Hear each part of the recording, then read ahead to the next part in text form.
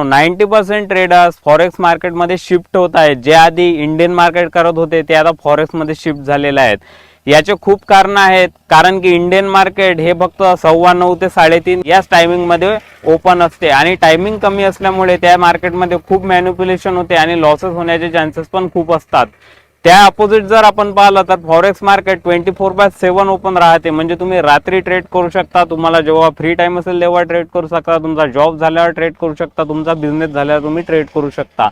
त्यामुळे इथे लॉसेस होण्याचे चान्सेस खूप कमी आहेत. म्हणजे जेवढं इंडियन मार्केटला आपल्याला मॅनिप्युलेशन पाहायला मिळते तेवढं आपल्याला फॉरेक्स मार्केटला मॅनिप्युलेशन पाहायला मिळत नाही. आणि तिसरी गोष्ट म्हणजे लिव्हरेज. फॉरेक्स मध्ये तुमचं कॅपिटल जरी कमी असलं तरी लिव्हरेजचा यूज करून तुम्ही मोठा प्रॉफिट इथं बनवू शकता.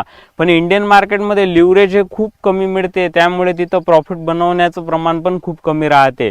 पण लिव्हरेजचे काही निगेटिव्ह पॉईंट सुद्धा आहेत. लिव्हरेज जर तुम्ही जास्त यूज केलं तर तुमचं कॅपिटल जेवढा फास्ट प्रॉफिट होते तेवढा फास्ट तुमचा लॉस पण होऊ शकते. आणि मित्रांनो, जे टेक्निकल एनालिसिस आहे ते इंडियन मार्केटपेक्षा आपल्याला फॉरेक्स मार्केटमध्ये चांगलं काम करताना दिसते. हे काही रिझन्स आहेत ज्यामुळे लोक फॉरेक्स ट्रेडिंगवर शिफ्ट झालेले आहेत.